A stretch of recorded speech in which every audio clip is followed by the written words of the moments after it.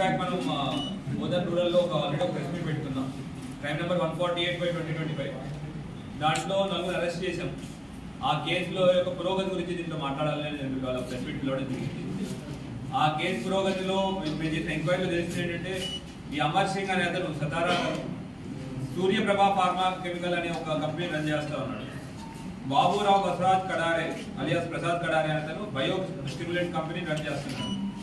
లక్ష్మణ్ గౌడ్ ఇక్కడ అయితే మా చాలూరు అతను ఇతను వాళ్ళ దగ్గర అల్పదూరం కొంటా ఉన్నాడు.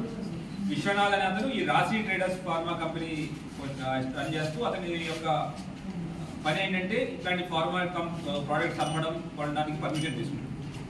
ఇంతకుముందు మాట్లాడుకున్నట్టు ఆ రోజు డిస్కస్ చేసుకున్నట్టు వీళ్ళందరూ కలిసి ఈ పర్మిషన్ ఉన్న ప్రికర్సర్ కెమికల్స్ తో ఇల్లీగల్గా అల్పదూరం చేయడం స్టార్ట్ చేశారు. ఫస్ట్ మనకి 2.5 కిలోల అల్పదూరం దొరికింది మనకి చాలూరాలు. దాన్ని అగైన్ దాని గురించి మన ఇన్స్పెక్టర్ మన ఏసీపీ బోధన్ శ్రీనివాస్ గారి ఆధ్వర్యంలో ఆయన యొక్క సూపర్విజన్ లో ఇన్స్పెక్టర్ బోధన్ రూరల్ విజయ్ గారు, తర్వాత SI Machinder Vamshi Edapalli SI and Bodhan rural SI, తర్వాత మన పీసీలు విశాల్ సార్ మన హెడ్ కానిస్టేబుల్ కిషన్, పీసీలు విశాల్, స్వాస్తిక్, మహాదేవ్, జగదీష్, తర్వాత ఉమెన్ పీసీ ఈ శ్రీమన్ వీళ్ళందరూ కలిసి ఎక్కడైతే మ్యానుఫ్యాక్చరింగ్ ఉందో వాళ్ళు జ్యుడిషియల్ కస్టడీ తీసుకుని మ్యానుఫ్యాక్చరింగ్ ప్లాంట్కి వెళ్ళడం జరిగింది. అక్కడికి వెళ్ళి ఒక 30 kgల ఆల్ప్రోజోలం దాని యొక్క వర్త్ 3 కోట్ల దాకా ఉంటుంది సుమారు దాని విలువ. అంత విలువ గల ఆల్ప్రోజోలంని వాళ్ళు సీజ్ చేయడం జరిగింది.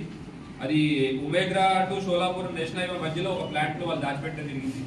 అట్లానే ఒక 12 లక్షల క్యాష్ కూడా సీజ్ చేశారు.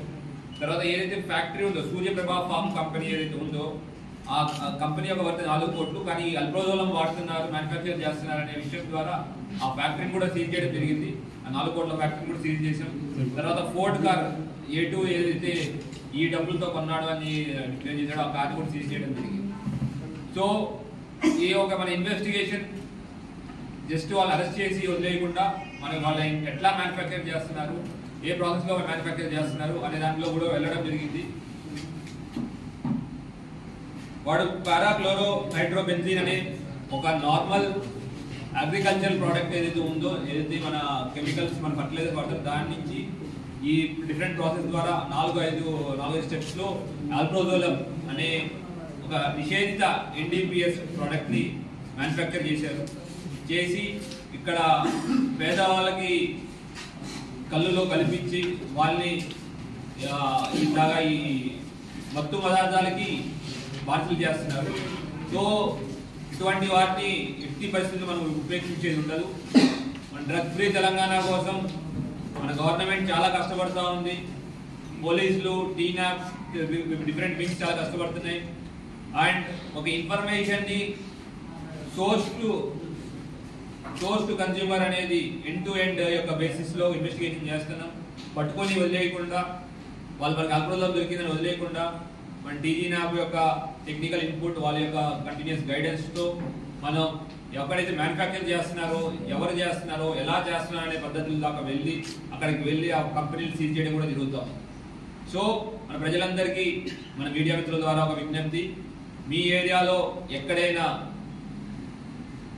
గాంజా కానీ ఎటువంటి డ్రగ్స్ కానీ అమ్ముతున్న ఇన్ఫర్మేషన్ కానీ లేదా కన్జ్యూమ్ చేస్తున్నట్టు ఇన్ఫర్మేషన్ ఉన్నా మాకు ఇన్ఫర్మేషన్ పాస్ ఆన్ చేయాల్సి కోరుకుంటున్నాం.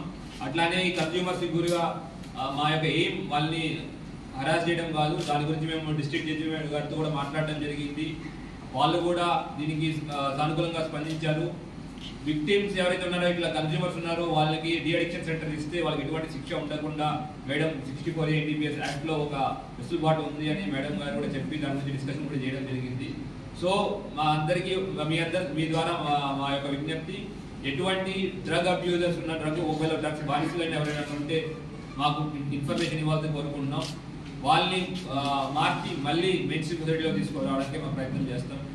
అట్లానే ఎవరైతే ఎటువంటి డ్రగ్ సప్లయర్స్ ఉన్నారో లేదంటే ఇలాగ మ్యానుఫ్యాక్చర్స్ ఉన్నారో వాళ్ళ యొక్క ప్రాపర్టీస్ కానీ ఇల్లీగల్గా చేసిన ప్రాపర్టీస్ అన్ని మేము 68 ఒక ఫైనాన్షియల్ ఇన్వెస్టిగేషన్ ద్వారా ముందే ఫ్రీజ్ చేస్తామని చెప్పి దానిలో భాగంగానే వాళ్ళ 3 కోట్ల వర్త్ ఆఫ్ ఫ్యాక్టరీని సీజ్ చేసాం. తర్వాత ఇంక ఇతర ప్రాపర్టీస్ ఏమైనా సంపాదించినా కూడా వాటిని కూడా సీజ్ చేయడం జరిగింది. సో డ్రగ్ ఫ్రీ తెలంగాణ కోసం మనం చేస్తున్న కృషిలో అందరూ ముందుకు రావాలని కోరుకుంటున్నాం. ఈ యొక్క మొత్తం ఆపరేషన్ని సక్సెస్ఫుల్గా సూపర్వైజ్ చేస్తూ నా ఏసీపీ గారికి, ఏసీపీ బోధన్ గారికి, ఆన్ ఫీల్డ్ దగ్గర నడిపించిన సిఐ బోధన్ రూరల్ గారికి, అట్లానే ఎస్ఐలు Bodhan rural and SI Edapalli మిగతా స్టాఫ్ అందరికీ మేము అభినందనిస్తున్నాం.